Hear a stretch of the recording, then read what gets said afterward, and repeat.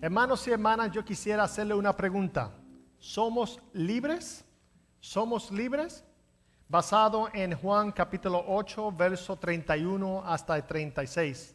Obviamente, si hacemos esa pregunta en el contexto norteamericano, podemos decir que sí, que tenemos libertad de expresión, libertad de la prensa, libertad de adoración, libertad de asamblea. Nosotros tenemos muchas libertades en este país. Pero también hay personas que todavía viven esclavizados. La iglesia presbiteriana, tenemos un ministerio aquí en Apopka, donde ayudan a personas que han sido traficadas como esclavos. Todavía sigue la esclavitud sexual en contra de muchas mujeres en nuestro país y en otros países. No todo el mundo es libre. Este mensaje yo le voy a predicar porque teníamos un invitado, pero no pudo llegar por toda la cuestión que ha ocurrido esta semana. Por lo tanto, este es uno de los mensajes que yo tengo como por si acaso. Esto es un mensaje, a backup plan, backup, por si acaso. ¿Usted tiene mensaje de por si acaso? Bueno, en mi cerebro funciona así. Yo tengo como muchos salones, cuartos en mi cerebro, y uno de los cuartos es bosquejos memorizados. Just in case, por si acaso. Ese es un cuarto que yo tengo ahí. Hay otro cuarto que no voy a decirle lo que contiene, pero hay uno que es vacío, un cuarto totalmente vacío. No hay nada que existe en ese cuarto. Y a mí me fascina entrar en ese salón, en ese cuarto. ¿Cuántos de los hombres saben lo que yo estoy diciendo? Los hombres saben, las mujeres no tienen ninguna idea porque su cerebro está todo enredado, todo está conectado.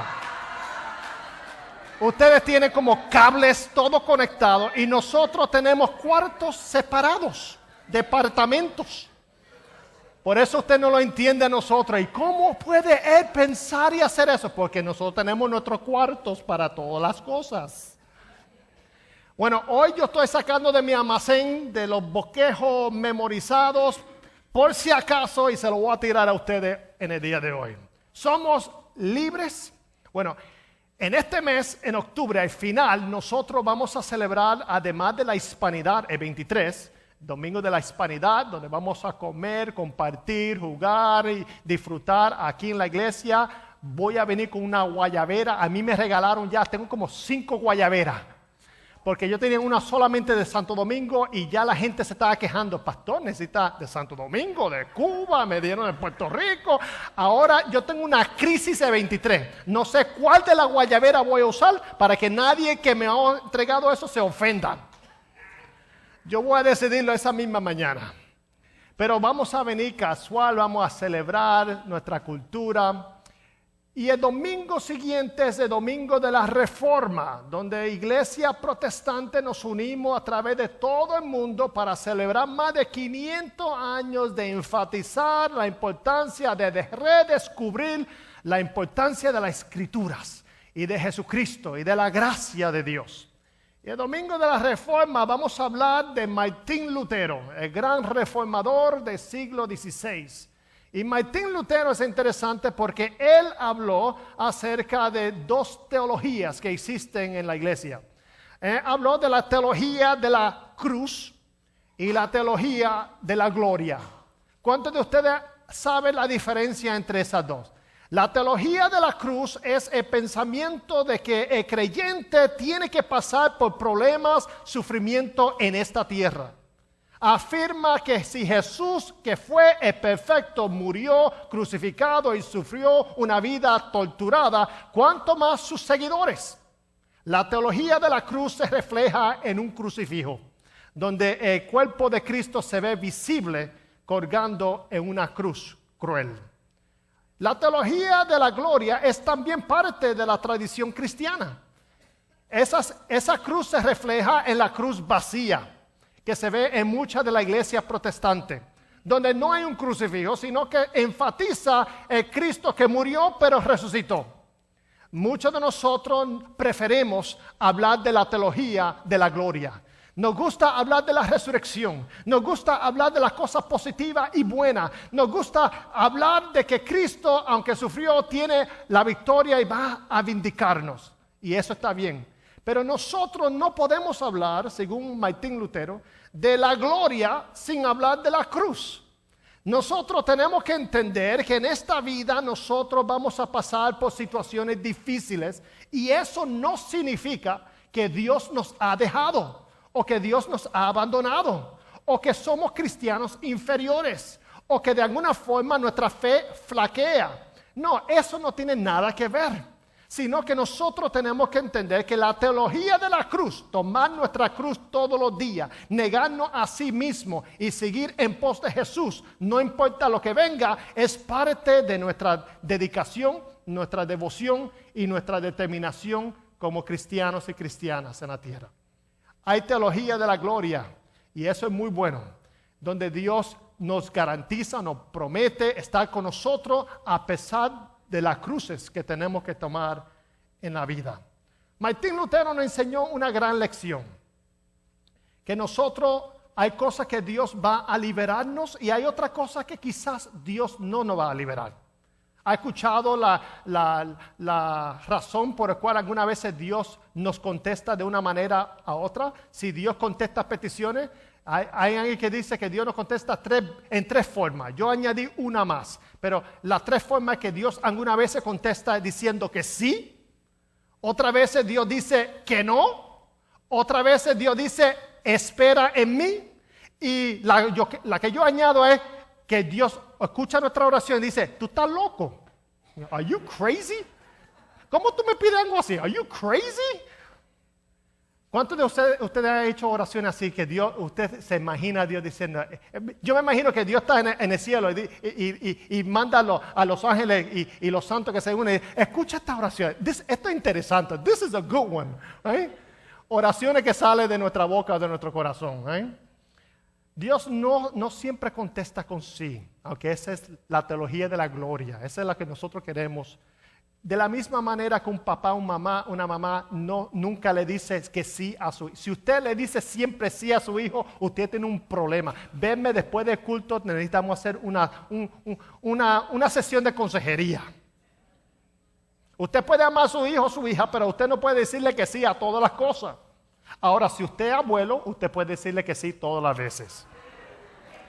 Porque usted ya crió, usted después que salga de su casa, allá a Dios, usted le da todos los dulces que quiera, todas las cosas, y usted puede... ¿Cuántos el abuelo dice que sí? Amén. Una vez yo tuve que cuidar a mi sobrino, y me dieron instrucciones de cómo yo cuidarlo, hacer esto. Y yo dije, ¿are you crazy? Este es mi tiempo, yo voy a hacer lo que me dé la santa gana y él también va a hacer lo que le da la santa gana. Pero después vamos a tener problemas poniéndolo a dormir. That's not my problem. Eso no es mi problema. Yo me voy después de eso. Yo creo que yo voy a ser un abuelo, no que voy a ser abuelo ahora, pero yo creo que voy a ser un abuelo así, hands off, que allá se arreglen los padres. Volviendo otra vez, ¿qué es lo que estoy hablando? Estoy hablando de, somos libres, somos libres. Jesús dijo una cosa en Juan 16. Él dijo, en este mundo, escuchen bien, en este mundo tendréis aflicción. Él no dijo, en este mundo quizás tendrás problemas, sino tendréis aflicción. Él lo está garantizando, Él lo está prometiendo, está diciendo, en este planeta ustedes van a tener aflicción. Esa es la teología de la cruz. La teología de la gloria dice lo que dijo siguiente, dijo, mas confiar, yo he vencido al mundo. Más grande es aquel que está con nosotros que aquel que está en el mundo. Ahora, hay cosas que Jesús no nos va a liberar. Vamos a decir lo negativo primero. Vamos a decirle, aquí no va a haber mucho amén, pero está bien, yo voy a decirle la verdad. Hay cosas que Jesús no nos va a liberar siempre. ¿Usted quiere saber cuáles son? Jesús no siempre nos va a librar de, primero, enfermedades. Jesús sí tenía ministerio de sanidad, sí sanaba a personas, pero Él no sanó a todo el mundo.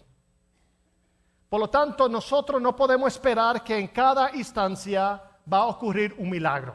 Los milagros en sí son raros. Eso es lo que lo hace un milagro. Si los milagros ocurrieran todo el tiempo, no sería un milagro. Ahora, de que Dios es soberano, de que Dios puede hacer todas las cosas, por supuesto. Pero de que Dios contesta siempre como nosotros queremos, no es así. No espere que cada ocasión Dios nos va a liberar de todas las enfermedades. Hay enfermedades físicas, emocionales, mentales. Y Dios nos va a liberar de todas esas cosas. Jesús sí sanó a la mujer, por ejemplo, que tenía flujo de sangre. Por 12 años tenía una enfermedad. Ella tocó el borde de su manto y fue sanada. Pero no todo el mundo va a ser sanado de esa manera o inmediatamente. Tenemos que reconocer eso. Y nosotros no sentirnos mal simplemente porque no recibimos esa contestación inmediata. También tenemos que tener cuidado de lo que comemos. Aquí viene la parte de consejo espiritual, psicológico y de dieta también. Nosotros los hispanos tenemos que tener cuidado de lo que comemos también. Mucho fritura y pernil y todo eso. Son muy buenos, nos fascina, pero después puede haber consecuencias. Entonces estamos orando a Dios, Señor, sáname. Tenemos que ayudarnos a nosotros mismos. Hay consecuencias también. Pero hay cosas, hay enfermedades que no tenemos control. Y la cosa es que no todas las veces Dios nos va a sanar a nuestros cuerpos. Segundo, hay cosas que Jesús no nos va a liberar siempre y es de las tentaciones. Tentaciones, dijo Martín Lutero, son como un pájaro que está volando encima de nuestra cabeza. El problema no es el pájaro, la tentación no es el pecado, sino el problema es cuando el pájaro hace un nido en nuestra cabeza y se queda ahí. Entonces es un problema. Eso fue lo que Martín Lutero dijo. En el primer culto yo dije un nudo en vez de nido y todo el mundo se rió. ¿Eh? Pero un nudo también hace un nudo y nos ahorca también. La cosa es que las tentaciones nosotros tenemos que saber que son comunes, que Dios no nos va a rescatar de esas tentaciones. Nosotros tenemos que tomar lo que yo pensé en una palabra que yo inventé, pero aparentemente otra persona lo usó una ocasión cuando leí un libro, y es la palabra que yo pensé que me inventé, es nosotros tenemos que hacer predecisiones. Predecisiones es cuando usted toma una decisión antes que ocurra. Usted pueda visualizar un escenario, una situación, una tentación, y usted pueda tomar medidas antes y decir, si esto ocurre en mi vida, esta es la manera que yo voy a actuar. Por lo tanto, si un día usted después del culto ve una cartera con mucho dinero, usted no va a decir, gloria a Dios, yo necesitaba pagar la renta y Dios está contestando mi petición. Usted tiene que tomar una predecisión y decir, si yo veo dinero que no es mío, especialmente en la iglesia o en cualquier otro lugar, yo no voy a tomar ese dinero para sí. Yo lo voy a reportar a las autoridades o al liderato, etc. Cuando ocurre un escenario así, usted no está en una crisis. Usted no está claudicando, usted no está pensando, ¿qué voy a hacer? Usted no está mirando hacia atrás. ¿Por qué? Porque ya usted hizo una predecisión. Ya usted pensó, visualizó un escenario y cuando ocurra, si ocurre, ya usted sabe cómo actuar. Eso es una predecisión. Eso lo tenemos que hacer en nuestra vida privada, en nuestro trabajo, cómo lidiar quizá con nuestro jefe, con compañeros de trabajo, en la escuela, quizá en la área sexual, también en la área moral. Usted y yo tenemos que tomar decisiones antipasadas, predecisiones, no sé, antipasadas, anticipadas, eso mismo. Gracias aquí porque tengo una traductora aquí que me ayuda a mi español, Jesús no nos va a liberar siempre de las enfermedades, no nos va a liberar de las tentaciones. Tercero, Jesús no nos va a liberar siempre de nuestros problemas.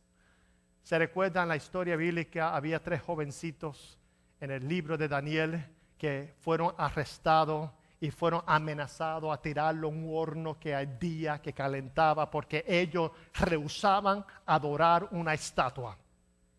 Y cuando lo confrontaron y dijeron, tú no sabes lo que estás haciendo, usted no sabe lo que está haciendo, usted va a morir simplemente por no arrodillarse, no arrodillarse ante esta estatua. Y esos tres jóvenes, Sadrach, Mesach y Abednego, Shadrach, Meshach y Abednego, ¿right? Ellos dijeron a Nabucodonosor, al rey, le dijo, nosotros confiamos y tenemos fe que nuestro Dios es poderoso para librarnos de tu mano y de ese horno.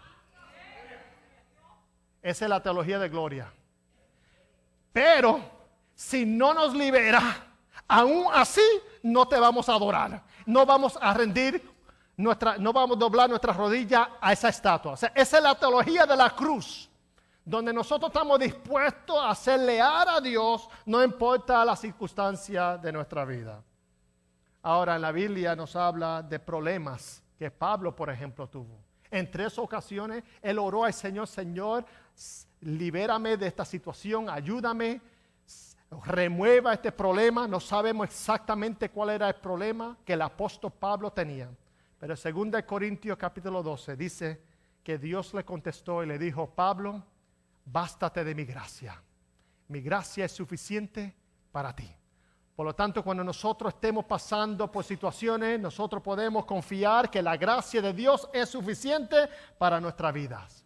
Cuando estemos pasando por un huracán, nosotros también podemos estar confiados que Dios está con nosotros y con otras personas, y que Dios, si nos libera nuestra vida, es para servir y ayudar a los demás en nuestra comunidad o en nuestro mundo. Yo aproveché, by the way, que durante este huracán leer la Biblia que se llama The Story, la historia. Lo recomiendo para personas que no han leído toda la Biblia, o cuando leen la Biblia se cansan o personas que se intimidan de leer la Biblia. Porque leer 66 libros, ¿cuántos de ustedes han leído? Empieza con entusiasmo, con Génesis. Yo voy a leer toda la Biblia. Y empieza Génesis y va Éxodo. Y Éxodo empieza, ok, se está poniendo un poquito difícil. Y cuando llegan a Levítico, ahí se rinden. Ahí dejan de leer la Biblia, ahí buscan otra cosa. Porque hay tantas cosas que no entienden, tantos sacrificios, ritos. ¿Cuántos de ustedes saben lo que yo estoy diciendo? Esta Biblia es una Biblia abreviada. No es un comentario, es toda la Biblia, no toda la Biblia, es 70% de la Biblia, 60 o 70% de la Biblia entera, y tiene las historias más sobresalientes de la Biblia en orden cronológico. Por lo tanto, cuando usted lea sobre la vida de David, va a incluir algunos de los salmos entre su historia. No tiene que leerlo como separado, sino lo va a leer como una historia, como una novela. No hay capítulos, no hay versículos, sino 31 capítulos y se lee como una novela. ¿Cuántos de ustedes les gusta leer novelas?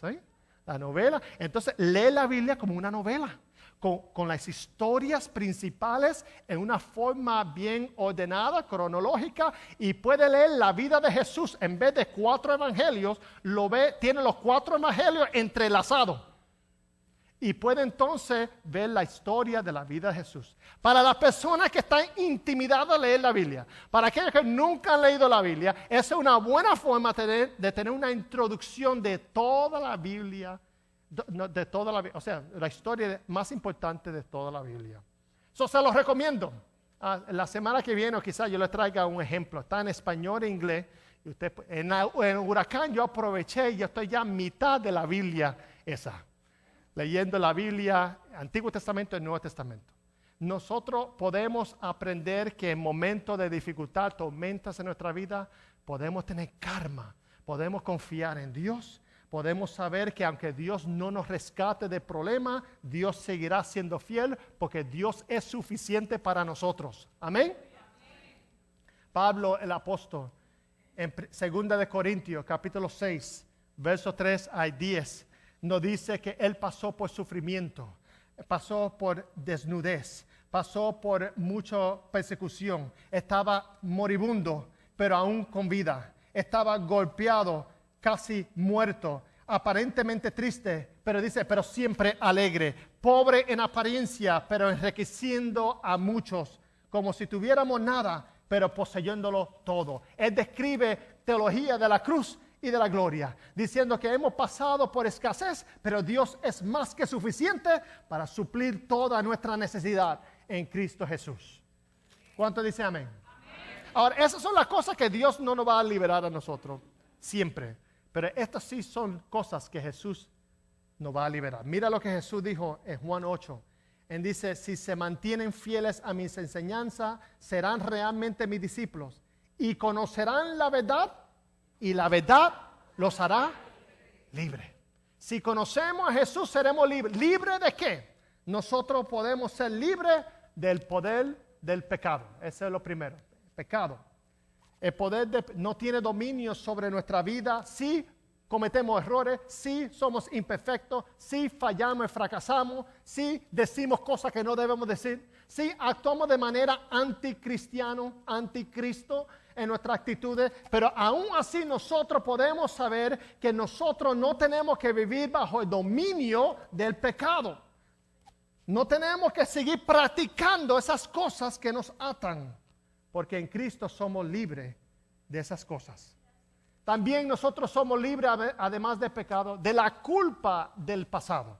Hay cosas que quizá hemos hecho en nuestra vida, que nos arrepentimos, que todavía cuando pensamos eso nos duele. Pero Cristo nos dice, nosotros somos una nueva creación. De modo, dice 2 de Corintios 5:17, de modo que si estamos en Cristo, nueva creación somos. Las cosas viejas han pasado, he aquí, todas siguen siendo, ¿qué?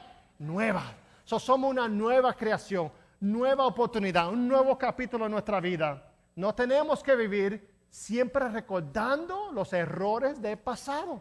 Tenemos que soltar el pasado en el nombre de Jesús y saber que tenemos un futuro distinto en Dios.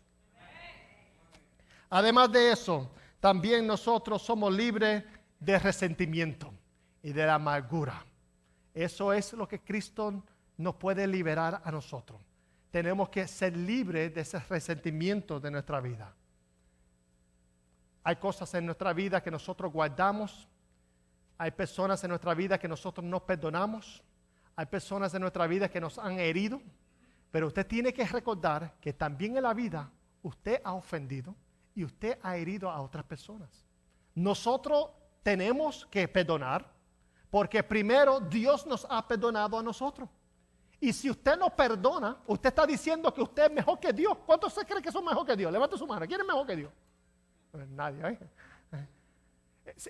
Si Dios nos perdonó a nosotros, todos nuestros problemas, nuestro pasado, toda nuestra poca vergüenza, ¿cómo nosotros no vamos a perdonar también a otros? También nosotros perdonamos porque reconocemos que hemos sido perdonados, porque hemos ofendido a otros. Si usted no perdona a otros, es como usted diciendo, yo soy mejor que otros seres humanos, yo soy superior que otras personas. Y no es así. Dios nos llama a nosotros a perdonar porque el resentimiento es como un ácido. El ácido que nos consume a nosotros interiormente. Y es un veneno que nos destruye. Y si no lo dejamos, si no perdonamos, nos afecta al resto de nuestras vidas. Ahora, hay situaciones que no hay reconciliación. Hay situaciones que donde dos o más personas no pueden reconciliarse por varios factores. Pero el perdón es algo que todos nosotros tenemos que hacer. Es soltar el odio, el resentimiento, es soltar la venganza y pedir que Dios bendiga a otra gente, aun cuando le han ofendido, le han herido. Que Dios bregue con ellos, como decimos, que bregue con ellos. ¿Usted le ha orado así? Señor, tú brega con ellos. Dios nos libera también, Jesús nos libera de otra cosa, y es de prejuicio, el desprecio de otros seres humanos. No hay lugar, no hay espacio en la iglesia de Jesucristo para el desprecio. En Hechos capítulo 10, el apóstol Pedro vio una visión y había comida que los judíos no comían, eran cerdos. Nosotros nos encanta el cerdo, pero él vio un cerdo ahí y para él no podía ni ver eso, ni tocarlo, ni comerlo. Y él vio muchas comidas que eran prohibidas. La visión de Pedro no era acerca de comidas, era de cómo la gente ponía en categorías a otras personas por su raza, por su nacionalidad, y trataban a otros como si fuesen cerdos o como si fuesen despreciables. Y Dios le dijo a Pedro en Hechos capítulo 10, le dijo, come, mata y come. Y Pedro dijo, es imposible yo comer esas comidas, es prohibido en la Biblia, en el Antiguo Testamento. Y la visión le dice, mata y come. O sea, Dios le estaba diciendo, lo que Dios ha limpiado no lo llame inmundo. Por lo tanto, Dios está hablando no de comida, no de dieta, está hablando de seres humanos. Nosotros somos liberados verdaderamente por el Hijo de Hombre, por Jesucristo, cuando nosotros no tenemos prejuicio en nuestro corazón. Cuando nosotros no despreciamos a otros seres humanos basado en su color, su lenguaje, su nacionalidad, su género, su religión. Nosotros cuando tratamos a todas las personas con dignidad, somos verdaderamente libres. No hay lugar en el pueblo de Dios y en nuestra cultura latina y en nuestra sociedad norteamericana para el prejuicio, para el desprecio de otra persona, basado a edad o nacionalidad, etnicidad, basado a religión o género sexual. Nosotros tenemos que reconocer eso, que en Cristo Dios nos hace un solo pueblo. Gálatas capítulo 3. El apóstol Pablo escribe inspirado por el Espíritu Santo y está hablando sobre el bautismo, que el bautismo nos hace uno. Todos nosotros somos bautizados en Cristo, somos limpiados por el mismo Espíritu Santo. Y él dice, ese bautismo significa que ya no hay distinciones entre judíos y gentil sobre cultura o nacionalidad. Y dice, no hay distinción tampoco entre libre o esclavo, o sea, condición socioeconómica. Y dijo, y tampoco no hay distinción entre hombre y mujer. No hay distinciones de género sexual. ¿Sabe por qué? Porque en Cristo Él dijo, nosotros ahora somos uno. Por lo tanto, hermanos y hermanas, Jesús, que se identificó con aquellos que estaban marginados y oprimidos y no discriminó contra ellos, nosotros tampoco lo podemos hacer. Fíjese la visión apocalíptica en el libro de Revelación, Apocalipsis. Capítulo 5, dice que el profeta Juan tiene una visión y miró al cielo y escuchó una voz de muchos ángeles. Y dice que miró alrededor de un trono y había 4 seres vivientes y ancianos, 24, 12 apóstoles, los 12 tribus de Israel, símbolo de la iglesia. Y había un montón de gente alabando al que estaba en el trono y al cordero que estaba cerca de que estaba sentado en el trono. Y decían y cantaban, digno es el cordero que ha sido sacrificado de recibir el poder, la riqueza y la sabiduría, la fortaleza y la honra y la gloria y la alabanza. Y entonces dice que oyó que había millares y millares de personas de toda la tierra, en el cielo y debajo de la tierra, en el mar, todos en la creación que cantaban al que está sentado en el trono y al cordero, sea la alabanza, la honra, la gloria y el poder por todos los siglos. Y toda esa gente, millares de millares, decían amén. Y los ancianos y las que estaban ahí presentes también exclamaron